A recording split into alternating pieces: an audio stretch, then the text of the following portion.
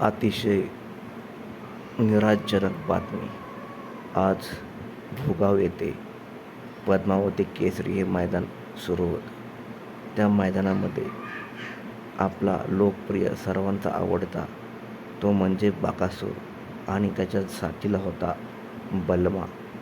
बकासूर आणि बलमाने गट अतिशय सुंदररित्या पास केला.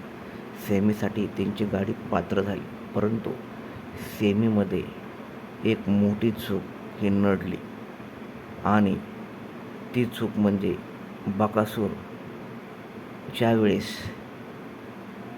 स्पीड घेत होता, त्याच्या साथीला होता बलमा. अतिशय उत्कृष्ट अशी गाडी धावत होती, परंतु एक मोठी चूक अशी नडली. ती चूक म्हणजे बकासूरच्या साथीला बलमासुद्धा स्पीड घेत होता. आज कुठेतरी बकासूर प्रेमी म्हणत आहेत की